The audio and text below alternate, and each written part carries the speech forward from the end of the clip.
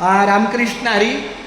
धन्य आज दिन झाले संतांचे दर्शन, झाली पापा तापा तुटी दैन्य गेले उठा उठी, झाले समाधान पायी विसावले मन, तुका म्हणे आले घरा तोची दिवाळी दसरा. हा जरी संत तुकारामाचा अभंग असला तरी आपल्या सेवेला सुद्धा तुका म्हणे संत ओळखावे कैसे, आपण होई तैसे तेव्हा कळे. मी दुपारी 2 वाजल्यापासून पुण्यनगरी खोपोली या ठिकाणी काही आमच्या दिंडीच्या निवासाच्या अडचणीच्या प्रक्रियेत होतो, पण भगवंताने अशा काही 2 व्यक्तींची मला परिचय करून दिला. हे आहेत संदेश जांभोळकर, त्यांच्या बाजूला हे आहेत उल्हास शिर्के. या शिर्के उल्हास शिर्के या दोघांच्या परिचयाने आणि एकमेकाच्या सांगण्याने मला असं एक आपल्या मुंबई ते पंढरपूर दिंडीच्या सेवेला रेल्वे स्टेशनच्या बाजूला, खोपोली रेल्वे स्टेशनच्या बाजूला असं एक भैरवनाथ मंदिर आहे, शंकर भैरवनाथ मंदिर. त्या मंदिराला हे सेवा देणारे आमचे श्री संदीप मारुती भारती आहेत. या एकमेकाच्या नाही खेळ ऐकल्याचा म्हणून मेळ जमविला. आमच्या मुंबई ते पंढरपूर दिंडीला 49वे हे वर्ष आहे.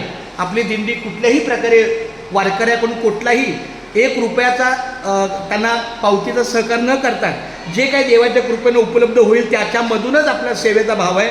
33 दिवसाची ही दिंडी आहे आणि या ठिकाणी आपल्या दिंडीचा 5व्या दिवसाचा मुक्काम खोपोलीला आहे, पुण्यनगरीला. तर ही जी परिसर आहे भैरवनाथ मंदिराचा तो अतिशय सुंदर आहे, परिसर चांगला आहे. कमीत कमी आपले जे वारकरी आहेत 55 ते 50-60 वारकरी, त्यांची निवारा आहे, संडास बाथरूमची सोय आहे, आंघोळीची पण 3 व्यवस्था आहे, अतिशय चांगला आहे. तर मी तिघांना धन्यवाद देतो की झालेली सेवा ही माऊलीच्या चरणी अर्पण करून हे जे आपल्या या मंदिराचे जे सगळे मालकच म्हणा किंवा त्यांच्या पुजारी आहे पण त्यांच्या माध्यमातून सगळं सेवा घडते. मी त्यांना पत्र पण देणार आहे जाहिरातीत नाव टाकल्यावर. तर अशा प्रकारे तुम्ही जे काही आम्हाला सहकार्य केलं त्याबद्दल आम्ही अंतःकरणापासून ऋणी आहोत. तुम्ही आम्हाला प्राप्त झालेला हा मंदिराचा जो परिसर आहे तो 3 जुलैला आम्ही इथे येणार, संध्याकाळी 7 वाजता येणार. 7-7:30 वाजतील आम्हाला याला. आमचं जे काय अन्नदाते आहेत त्यांच्याकडून आम्हाला भोजन प्राप्त होईल आणि त्या भोजनानंतर आमचा इथं छोटासा प्रवचनाचा कार्यक्रम होईल, भजन होईल आणि संध्याकाळी 10 वाजता आम्ही झोपणार, पहाटे 5 वाजता उठणार, काकडा करणार आणि 7 वाजता इथून आम्ही पुढच्या टप्प्याला जाणार. म्हणजे संध्याकाळी 7ला येणे आणि सकाळी 7ला जाणे, हा 12 तासाचा आमचा हा पुण्यनगरीमध्ये प्रवास आहे. खूप धन्यवाद माऊली. रामकृष्ण. एकदा बोला रामकृष्ण.